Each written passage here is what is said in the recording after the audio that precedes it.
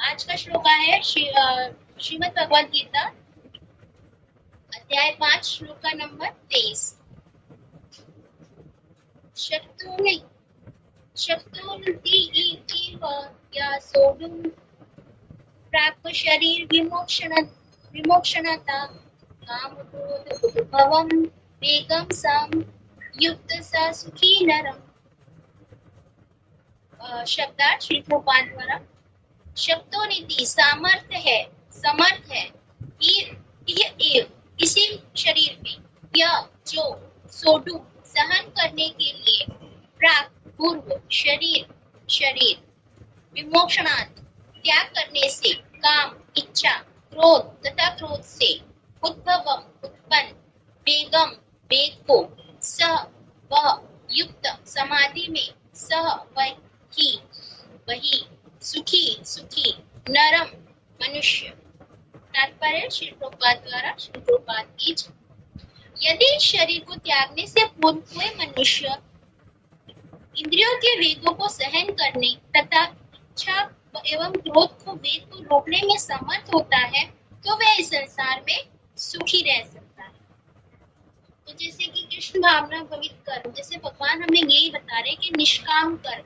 तो यहाँ पे हम पिछले श्लोकों में भी जैसे माता जी ने सबने समझाया है कि, और प्रभुपाद जी ने भी इतने सरल शब्दों में हमें बताया कि जो इस शरीर में रहते हुए भी अपनी इंद्रियों को कंट्रोल में कर लेगा और जो कहते हैं ना द्वंद्वों से, सारे द्वंद्वों से मुक्त हो जाएगा, वही इस शरीर में रहकर भी सुख को प्राप्त कर सकता है। तो प्रभुपाद जी हमें यहाँ पे यही समझा रहे हैं। यदि कोई आत्म साक्षात्कार के पथ पर अग्रसर होना चाहता है तो उसे भौतिक इंद्रियों के वेग को रोकने का प्रयत्न करना चाहिए। तो यहाँ पे यही बता रहे हैं कि जो आत्म साक्षात्कार क्या है, यानी खुद को समझना, भगवान को समझना और हमारा उनसे संबंध क्या है, और हमें अपनी ड्यूटीज और अपने जो हम जिस भी आश्रम में भगवान ने हमारा जन्म दिया है, जो हमें रिश्ते नाते दिए, जो भी रिस्पॉन्सिबिलिटीज कह लो कि जो हमें भगवान ने दी है, उसको करते हुए निभाते हुए हमें कैसे अपना जीवन जीना है, कैसे भगवान के शरणागत होना है, वही आत्म साक्षात्कार का ज्ञान। तो जो आत्म साक्षात्कार का ज्ञान जिसे प्राप्त हो गया, यानी कि जो अग्रसर होना चाहता है, उसे भौतिक इंद्रियों के वेग को रोकने का प्रयत्न करना चाहिए। जैसे कि हमने पिछले श्लोकों में भी पढ़ा है कि जो व्यक्ति जो कर्म करता है, इच्छाएं करता है, उसकी वजह से वो अपने भौतिक सुख दुख भोगता है, अपने कर्म फलों के फल भोगता है। क्यों? क्योंकि हमने देखा पिछले श्लोकों में हमने देखा कि जीव, प्रकृति और ईश्वर ये कार्य करती है, ये कर्म करने के लिए सहायक होती है। यानी कि जीव जैसी इच्छा करता है, जैसी उसकी मनोवृत्ति होती है, यानी कि वो जिस गुण में रह के कार्य करता है, कर्म करता है, उसी का फल उसको भोगना पड़ता है। और प्रकृति क्या होती है? जो सहायक बनती है, भगवान के कहने पर प्रकृति उसकी सहायक बनती है उस कर्म को पूरा करने के लिए। तो अगर हम सब चीजों का निचोड़ देखें तो उसका यही है कि जो भी मतलब जो कर्म जीव करता है उसका रिस्पॉन्सिबल वो खुद है। क्यों? क्योंकि उसकी मनोवृत्ति कैसी है वो डिपेंड करती है कि वो कैसे कर्म करेगा। तो जैसे कि हमने आगे भी पढ़ा है और बहुत सारे हम अब तो इस चीज को अच्छी तरह समझ भी गए हैं कि जो 3 गुण होते हैं, रजोगुण, तमोगुण, सत्वगुण, उसमें रह के ही जीव अपने कार्य करता है। और वो भी डिपेंड करता है कि हमारी संगत कैसी है, हमारा विचार कैसे हैं, उसके हिसाब से व्यक्ति उसी गुणों में रहता है। जैसे कि प्रभुपाद जी हमें ये कहते हैं कि हमें जीव को कम से कम इतना समझदार तो होना ही चाहिए कि वो रजोगुण और तमोगुण को छोड़ के सत्वगुण में रहे। अगर वो सत्वगुण में रहेगा तो वो अच्छे लोगों की संगति करेगा, अच्छा भगवान का पाया भोग खाएगा, तो उसकी जो बुद्धि है वो भी सात्विक होगी और वो अच्छे कार्य करेगा, ना कि किसी को दुख देने के या अपने फायदे के लिए वो काम करेगा।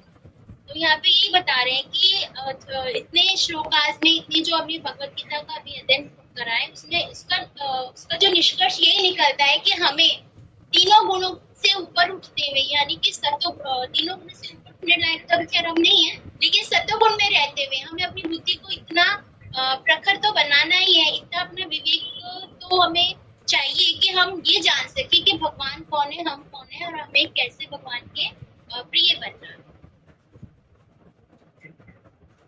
ये वेग है वाणी वेग, क्रोध वेग, मनोवेग, उदर वेग, उपस्थ वेग तथा जीवा वेग। ये जो वेग यहाँ पे दिए हैं, जो रूप गोस्वामी कहते हैं कि हमें अपनी इंद्रियों को कंट्रोल में करना आना चाहिए। जैसे कि वाणी वेग, यानी कि हमें क्या बोलना चाहिए क्या नहीं। हमें कहते हैं ना कि जो जीव के जो शब्द होते हैं वो कई बार इतने तलवार से भी तेज होते हैं कि किसी को मतलब हम खड़े खड़े किसी का इतना उपहास कर देते हैं, या फिर हम किसी को इतना दुख पहुंचा देते हैं कि हमें पता ही नहीं चलता कि हम अपने अहंकार में किसी को कितना नुकसान पहुंचा रहे हैं, तो हम कितना मतलब पाप कर रहे हैं। तो ये चीज है कि जो कृष्ण भावना में व्यक्ति होता है उसको ये समझ में आ जाता है कि हमें जो अपनी वाणी का उपयोग करना है वो कैसे करना है, किन शब्दों का प्रयोग करना है ताकि किसी का मन न दुखे। कहते हैं ना कि सबसे बड़ा जो पाप होता है वो होता है किसी का मन दुखाना, तो हमें उनसे बचना चाहिए। क्रोध वेग, क्रोध ही कारण होता है हमारी जो हमारी जो कहते हैं ना पाप का मेन कारण जो होता है वो क्रोध ही होता है। जैसे कि अर्जुन ने भगवान से पूछा कि भगवान अगर जीव सब कुछ समझता है तो वो पाप कर्म करता क्यों है? तो पाप कर्म कर भगवान यही बताते हैं कि वो पाप कर्म इसलिए करते हैं क्योंकि उसके अंदर जो दो चीजें हैं ना, काम और क्रोध, जिनको वो नियंत्रण नहीं कर पाता। जीव इच्छाएं करता है और वो इच्छाएं पूरी नहीं होती तो उसको क्रोध आता है। तो कहते हैं ना एक्सपेक्टेशंस, हमारी एक्सपेक्टेशंस पूरी नहीं होती तो हमें क्रोध आता है। हम किसी को कोई काम करने के लिए कहें और वो काम पूरा ना हो और जैसे हम चाहते थे वैसे ना हो तो हमें तुरंत क्रोध आएगा, हम उसको अपशब्द बोलेंगे या हम कहेंगे कि तुमसे कहना ही बेकार था। तो यही चीज है, जो क्रोध है वही हमारा सबसे बड़ा शत्रु है। मनोवेग, अपने मन को कंट्रोल में करना, ये सबसे ज्यादा इम्पोर्टेंट है अगर हम शुद्ध भक्त बनना चाहते हैं। उदर वेग, उपस्थ वेग तथा जीवा वेग, जो व्यक्ति इन विभिन्न इंद्रियों के वेगों को तथा मन को वश में करने में समर्थ है वह गोस्वामी या स्वामी कहा जाता है। तो यहाँ पे प्रभुपाद जी हमें यही बता रहे हैं कि जो अपनी इंद्रियों को कंट्रोल कर लेता है, जो इन वेगों को कंट्रोल कर लेता है, यानी कि जिसको समझ में आ जाता है कि हमें अपनी इंद्रियों को कैसे भगवान की सेवा में लगाना है, तो वो व्यक्ति कभी भी भौतिकता में नहीं फंसेगा और वो उसको हम गोस्वामी कहेंगे। जैसे कि हमारे गुरु महाराज हैं, जैसे कि हम उन्हें देखते हैं कि अभी जैसे हमने इतना उनका ग्लोरिफिकेशन सुना, हमने जैसे कभी उनसे मिले भी नहीं थे, तब हमारी इतनी उनके प्रति, सच बोलूंगी मैं अपने बारे में बता रही हूँ, मेरी कभी इतनी उनके प्रति इतनी आस्था नहीं थी कि वो गुरु महाराज है। लेकिन जब उनका ग्लोरिफिकेशन सुना, उनको अच्छी तरह हमने समझा कि वो मतलब किस तरह से वो भक्तों की सेवा किया करते थे, किस तरह वो प्रभुपाद जी के जो वचनों का आचरण किया करते थे, कैसे वो मतलब इतने क्या कहेंगे दयालु, कृपालु, मतलब जो भी शब्द है, जैसे कहेंगे ना गोस्वामी क्या होते हैं, गुरु महाराज क्या होते हैं, जैसे हमें कैसा बनना है, जो हमारा मतलब रोल मॉडल जो कहेंगे, अगर हम इस चीज को समझ जाते हैं तो हमें पता चलेगा कि हमें जो यहाँ पे लिखा है कि जो व्यक्ति विभिन्न इंद्रियों के वेगों को तथा मन को वश में कर लेगा, तो हमें यही चीज यहाँ पे सीखनी है कि हमें अपने इंद्रियों को, और मन कहते हैं ना हमारा सबसे बड़ा शत्रु है। अगर हम मन को कंट्रोल कर लेंगे, कि मन के कारण ही हमें क्रोध आता है, काम इच्छाएं उत्पन्न होती है और हम इस भौतिकता के बंधन में लिप्त हो जाते हैं, हम आसक्त हो जाते हैं अपने प्रियजनों से, अपने घर से, परिवार से। तो ये मन को जिसने कंट्रोल कर लिया तो उसको गोस्वामी कहते हैं। ऐसे गोस्वामी नितांत संयमित जीवन बिताते हैं और इंद्रियों के वेगों का तिरस्कार करते हैं। जो गोस्वामी होते हैं, जिन्होंने इंद्रियों को कंट्रोल में कर लिया होता है, वो इन वेगों का तिरस्कार करते हैं, यानी वो इन चीजों से उनको कोई फर्क नहीं पड़ता। भौतिक इच्छा, वो इस शरीर में रह के भी पूर्णता कहते हैं ना, पूर्णता आध्यात्मिक हो जाते हैं और इस भवबंधन से छूट जाते हैं। भौतिक इच्छाएं पूर्ण न होने पर क्रोध उत्पन्न होता है और इस प्रकार मन, नेत्र तथा वक्षस्थल उत्तेजित होते हैं। तो यहाँ पे यही बता रहे प्रभुपाद जी कि इच्छाएं पूर्ण न होने पर क्रोध उत्पन्न होता है। जैसे कि मैंने अभी बताया कि जैसे हम कोई भी चीज हम चाहते हैं, अगर हमारे पास छोटी गाड़ी है, हम चाहते हैं हमारे पास बड़ी गाड़ी हो जाए। हालांकि छोटी गाड़ी में भी हम जा सकते हैं, कोई दिक्कत नहीं है, परेशानी नहीं है, लेकिन एक इच्छा होती है कि एक स्टैंडर्ड या एक स्टेटस के लिए हम चाहते हैं कि हमारे पास, अरे पड़ोसी के पास इतनी अच्छी गाड़ी है, हमारे पास भी होनी चाहिए। तो हम क्या करते हैं, बड़ी गाड़ी लेने के लिए उसके लिए और मेहनत करते हैं और मतलब अच्छा बुरा सब काम करेंगे, अपने बिजनेस को और बढ़ाना चाहेंगे ताकि हम अपनी सारी जो डिमांड्स है उसको पूरी कर सकें। लेकिन क्या हम अपनी इच्छाओं को कभी नियंत्रण कर सकते हैं? अगर हमारे पास बड़ी गाड़ी हो जाएगी तो फिर हम चाहेंगे कि हमारे पास एक और बड़ी गाड़ी हो जाए और अच्छा घर हो जाए। तो यही चीजें यहाँ पे ये बता रहे हैं कि इच्छा पूर्ण ना होने पर हमें क्या होता है, क्रोध उत्पन्न होता है। क्रोध उत्पन्न होता है तो उससे आपस में भी मतभेद, परिवार में भी मतभेद होते हैं, क्रोध होते हैं। जैसे कि हम अपने बच्चों से एक्सपेक्ट करते हैं कि वो हमारे जो हम काम करें वो कर दें, अगर वो नहीं करते क्योंकि अपने हिसाब से चलते हैं तो हमें क्या आता है, उन्हें क्रोध आते हैं, हम उनको डांटते भी है, समझाते भी हैं, लेकिन हमें एक बार तो हमें गुस्सा आएगा ही। तो यही चीज है कि जब हम चीजें जो एक्सपेक्ट करते हैं वो पूरी नहीं होती तो हमें क्रोध आता है और इस प्रकार मन, नेत्र तथा वक्षस्थल उत्तेजित हो जाते हैं। अतः इस शरीर का त्याग करने के पूर्व मनुष्य को इन्हें वश में करने का अभ्यास करना चाहिए। जो ऐसा कर सकता है वह स्वरूप सिद्ध माना जाता है और आत्म साक्षात्कार अवस्था में वह सुखी रहता। यानी कि यही बता रहे हैं यहाँ पे श्लोका में प्रभुपाद जी के, जो अपने इंद्रियों को कंट्रोल में कर लेता है वही स्वरूप सिद्ध माना जाता है और आत्म साक्षात्कार अवस्था में सुखी रहता। परम सुख क्या है? संतुष्टि। अगर हम संतुष्ट हैं तो हमें कभी भी क्रोध नहीं आएगा। हम जो भी भगवान ने दिया है, जैसे कहते हैं ना कि सुख आए दुख आए, जो भी है, हम अगर इस चीज को मानते हैं कि जो होता है भगवान की इच्छा से ही होता है तो हम हमेशा संतुष्ट रहेंगे। अगर हम कहते हैं कि अगर हमें कोई नुकसान, बिजनेस कर रहे हैं, अगर हमें नुकसान हो जाता है तो हम यही सोचते हैं कि अब जैसे भक्ति में आने के बाद हम यही सोचते हैं कि शायद वो मेरी किस्मत में ही नहीं था।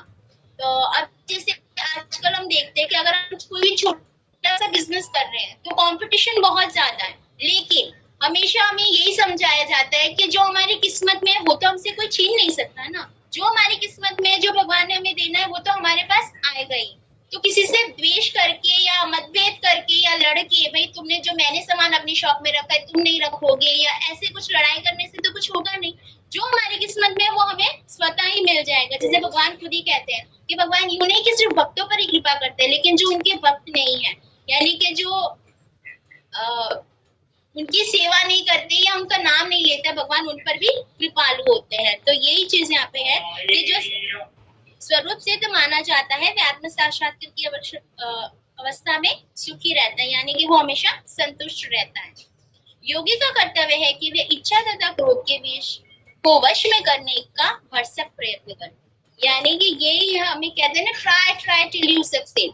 तो हमें यही करना है कि जो एक योगी है, कृष्ण भावनावित व्यक्ति है, उसका कर्तव्य यही है कि वो अपनी इच्छाओं को और क्रोध को अगर वो कंट्रोल कर लेगा तो वो मतलब वो इच्छा और क्रोध को वश में करने का प्रयास करेगा। जैसे कि हम लोग भी अभी सब सीख ही रहे हैं, तो हम भी धीरे धीरे कोशिश कर रहे हैं कि हम भी क्रोध को और अपनी इच्छाओं को नियंत्रण कर सके, ताकि हम भी भगवान के प्रिय दास बन सके।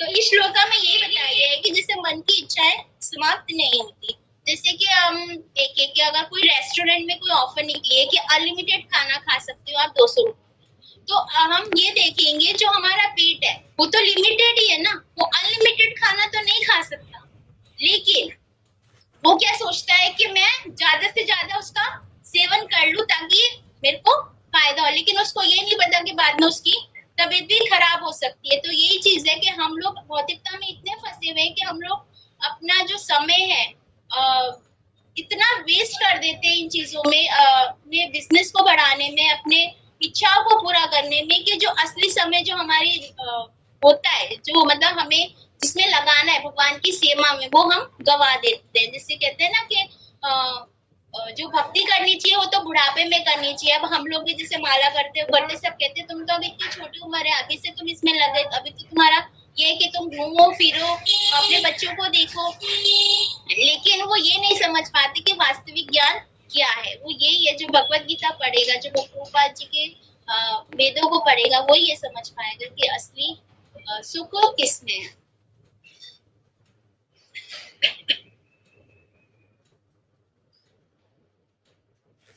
तो जैसे कि हम एक एग्जांपल ध्रुव महाराज का भी यहाँ पे ले सकते हैं कि ध्रुव महाराज थे, वो जब उनके पिता को उनकी माता ने गोद में नहीं बैठने दिया तब उन्होंने जाके तपस्या की, और जब भगवान का उनको साक्षात्कार हुआ, भगवान उनके सामने स्वयं आए, उनसे अपनी इच्छा पूछी, तो वो सब कुछ भूल गए। वो मतलब ये भूल गए कि मुझे राज्य चाहिए था, या मुझे पिता की गोद चाहिए थी, या मुझे पिता का वात्सल्य चाहिए था।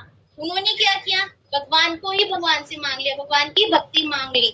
तो यही चीज है, जब हमें सेल्फ रियलाइजेशन हो जाता है, जब हमें आत्म साक्षात्कार का ज्ञान हो जाता है, तब हम ये छोटी छोटी चीजों के पीछे नहीं भागेंगे कि भैया हमारा कि हमारे बच्चे कामयाब हो जाए, या हमारा बहुत बड़ा घर हो जाए, या हमारा बहुत अच्छा बिजनेस हो जाए। हम यही चाहेंगे कि भगवान हम जैसे भी है आपके नालायक बच्चे हैं, हमें माफ कीजिए, हमें अपनी शरणागत लीजिए। और हम यही दुआ करते हैं, मतलब हम भगवान से यही प्रे करते हैं कि हमारे बच्चों को हमसे और हमसे जुड़े हुए जितने भी लोग हैं, और हमें भगवान इतनी सामर्थ्य दे कि हम दूसरों को भी कृष्ण भावनामयी बना सके, भगवान की कृपा उन पे भी हो सके। जैसे कि यहाँ पे एक एग्जांपल और हम ले सकते हैं, जैसे पानी के जहाज का, जो पानी का जहाज है वो पानी में चलता है, इतना मतलब इतने सारे पानी के अंदर, लेकिन वो पानी का जहाज है, वो पूर्णतः उसके अंदर क्या बोलेंगे, पानी अगर पानी भर जाएगा तो वो डूब जाएगा, जैसे हम टाइटैनिक में देखते हैं। लेकिन अगर हम खुद को पानी का जहाज बना लेंगे, यानी कि इस भव सागर में रह के भी हम अपनी इंद्रियों को कछुए की तरह सिकोड़ लेंगे, तो हम निश्चित रूप से इस भव सागर को हम पार कर सकते हैं। तो हम यही कहेंगे, जैसे कि इस श्लोका में भगवान प्रभुपाद जी हमें यही बताना चाह रहे हैं कि हमें अपनी इंद्रियों को कंट्रोल में करके, अब जैसे कि कृष्ण भावना में व्यक्ति कैसा होना चाहिए, जैसे कि भगवान अर्जुन को बता रहे हैं, तो हमें भी वही अपने अंदर विकसित करने हैं, ये गुण विकसित करने हैं, ताकि हम भी पूर्णतः कृष्ण भावना में बन सके और भगवान के प्रिय बन सके, भगवान के शरणागत हो सके। और ये कैसे हो सकता है, गुरु महाराज की कृपा से ही हो सकता है। जैसे कि एक एग्जांपल भक्ति श्री स्वामी महाराज ने दिया था कि जैसे एक ट्रेन होती है, जो इंजन होता है वो सबसे महंगा पार्ट होता है ट्रेन का, और उसमें एक ही व्यक्ति बैठता है, और जो पीछे जो उसके जो कंपार्टमेंट्स होते हैं उसमें लाखों लोग बैठते हैं, कैसे भी बैठते हैं, लेकिन वो जाते कहाँ है, एक ही डेस्टिनेशन पे जाते हैं। ऐसे गुरु होते हैं, जो गुरु होते हैं वो एक ही व्यक्ति होता है, जो कि जो बाकी जो जीव है, चाहे वो अच्छे हैं, बुरे हैं, नालायक है, लेकिन जो उनकी ट्रेन में बैठ जाएगा वो निश्चय अपने डेस्टिनेशन पे पहुंच जाएगा। तो यही चीज हमें करनी है, हमें गुरु महाराज की ट्रेन में बैठना है, हमें वेदों का अध्ययन करना है, ताकि गुरु भक्तों का संग करना है, ताकि हमें अपने डेस्टिनेशन पे पहुंच सके। हरे कृष्णा प्रभु जी।